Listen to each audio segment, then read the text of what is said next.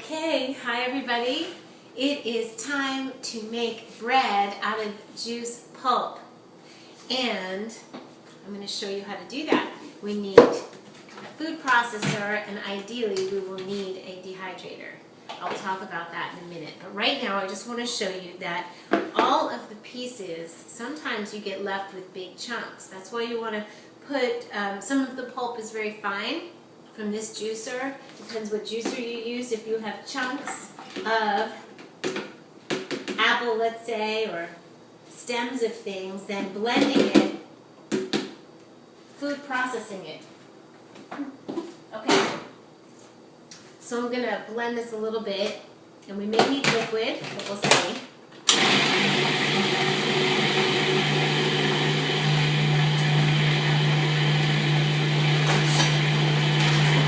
So what I want to teach you is not the exact recipe or the exact amount to use, because it is my firm belief that it is very difficult to know exactitudes when it comes to this, because your pulp may be drier than my pulp. So if I say 3 cups of pulp, yours might be tightly packed or lightly packed. It might be drier than mine. So what I'm going to try and impart to you is that it's the feel of the dough that's important and the spreadability of it.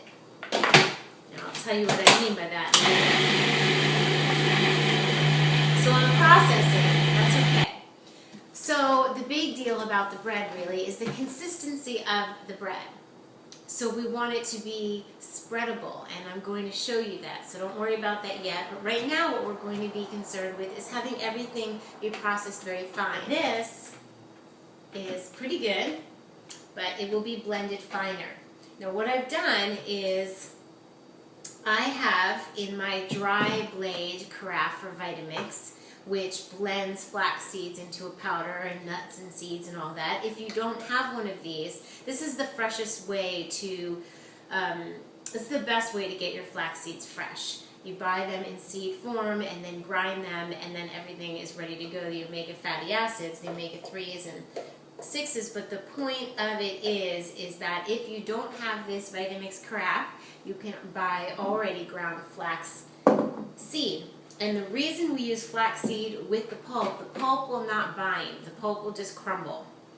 So the thing that binds the mixture, the cracker or dough mixture, the bread mixture, flax seeds are very mucilaginous. So when they get wet, they get kind of gummy and it will stick the pulp together. So that's one of the ways to do it.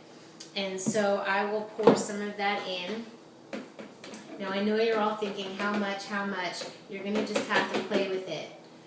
I think 2 parts pulp to 1 part flax. I'm going to add a little bit of salt. The moisture from the pulp, or whatever moisture we add into here, will help the flax's mucilaginous properties bind to the pulp. So it's really important.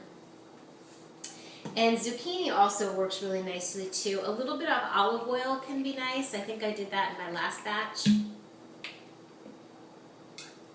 I just made it up last time and it came out great. I put in a little bit of cayenne. Now as you know, if you haven't watched the other video, I have to tell you what's in the juice, pulp. I made juice out of carrots, apple, ginger, and sweet potato. And I put a little bit of greens in. So now I'm going to add cayenne, and I'm going to add some fresh onion, and I would like to have little bit of garlic powder. You don't need it. You can do whatever seasonings you want. Put some cinnamon in. It will be lovely.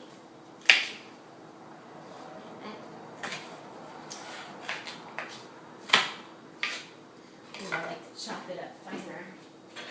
So the point is to be creative with the flavor. Use whatever juice pulp you have. Celery tends to get a little bit stringy for my taste, but it can be used because it can be ground up in here. So don't be afraid to use whatever you have. Okay, onion. I'll put a little bit of garlic. And then the trick is for these things is before you go ahead and put in the dehydrator, it has to taste so good without dehydrating it. Then you know it'll taste delicious when it's dehydrated. So this is the kind of thing that we should be able to eat as a little patty or a little ball inside lettuce. So if you don't have a dehydrator and you can't make the bread, you can still use the juice pulp and make little patties or little balls to put inside romaine with some avocado and tomato and chopped onion. So this is a bread / pate recipe. It can be used for a lot of things.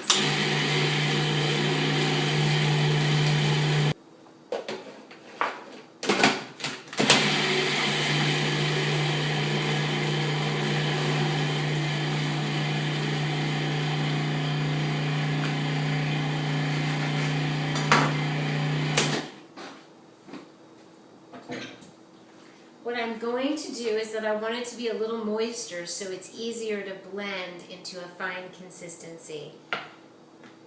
So I'm going to put some orange juice in it. Now I'm making this up as I go, and you can too. That's the whole point of raw food, is to really just pick the ingredients that look beautiful and use the ingredients that you have and make it work. So it takes a little bit of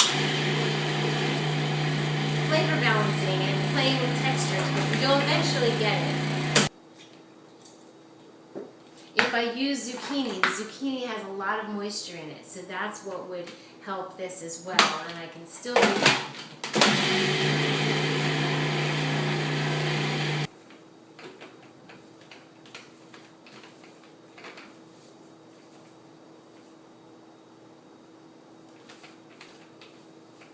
It's really good. It's really good. Wow. I love it. I'm gonna add a little more orange juice because I want it a little more liquidy. And then I'll add a little bit more salt. And I'm going to let it run.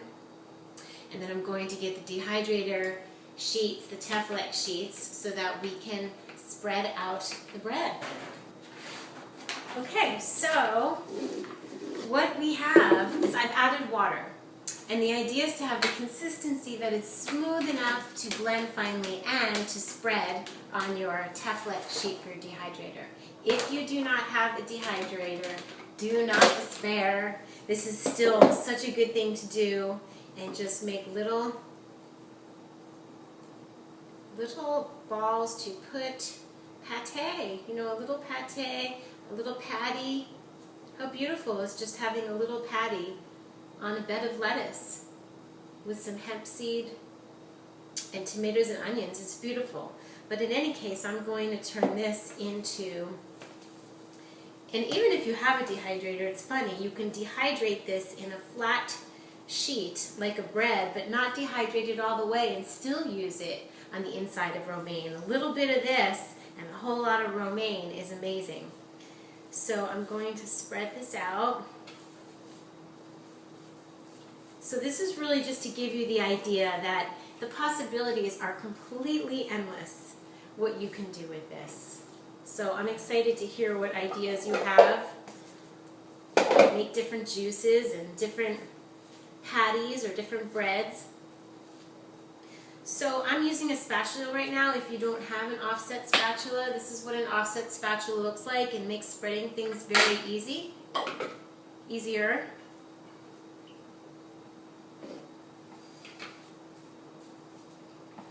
So if you were in a hurry right now, you could put this in a container in the refrigerator and do this tomorrow, but the refrigerator will solidify it a little bit. So we're just going to do this now. You could put these all into little patties and store them in the refrigerator and just take them when you're hungry. It's such a good family thing to have.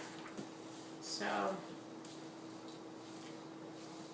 the trick is, when you're dehydrating, is to make it all the same thickness so that everything dehydrates evenly. You don't want one big squishy wet part and one little dry, so you kind of have to bend down and take a look. Now this is very wet, so this will take, the wetter your mixture is, the longer it will take to dehydrate.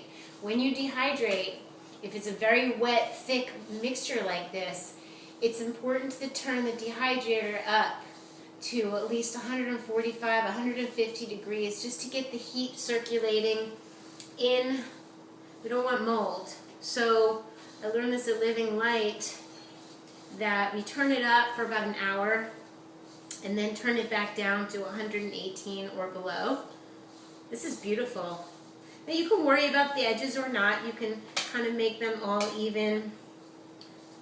I'm not going to worry about it too much. I could score off the ends and make it square and score them. It's not scoreable right now. What I mean by that is I'm going to take a tool or a knife and score and then cut all the way through. But I want it dehydrated a little bit so that it's a little bit stiffer.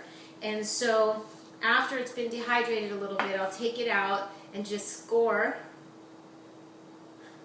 then cut all the way through. You don't want to cut too hard with this sharp knife because you'll cut through the Teflex, and these are reusable. So I have a tool, one of those food scrapers. This is what scrapes the food off your cutting board. This is also a great tool to score and cut your rectangles. So I'll just take a little bit off the edges. I know you can't see what I'm doing, but I'm going to make a square out of the bread. Not essential. It's really not important. This is not a restaurant, so if the edges are crumbly, you're still going to want to eat it. You're going to want to eat it. And you'll want to taste it. So what happens is, I'll put this in for a little bit, an hour or two, and then I'll score it. Then another couple of hours, I will flip the pieces so that they'll get done on the top, and the underside, because it's against the Teflex, will still be soft. So we want both sides to get a little bit harder, and inside can stay soft. That's how I end up with a soft bread. If you want crackers, which really last longer, you can, well, this will last for, you can put this in the freezer. It will last for a month. You could put this in the refrigerator and it'll be good for at least 6 days. So what I do is, if you want a cracker, just make it thinner and dehydrate it longer. So it's all personal preference. So that's it, everybody. I'm going to not worry about the edges at the moment. I will square it off. What will happen is I will square off the edges and take the little bits and not worry about them. They can go crumbly on a salad, or like I said, on the inside of romaine. I have a video where I did almond bread. I show you how to score and keep everything neat and even, but this is not what this is about. This is giving you the idea that it is so easy to make bread, okay? Bread and crackers. And we don't have to waste any food, any pulp. So that's it. It's going to go in the dehydrator, like so. And I will see you guys very soon. Get your greens on. I hope this made sense. I'll see you soon.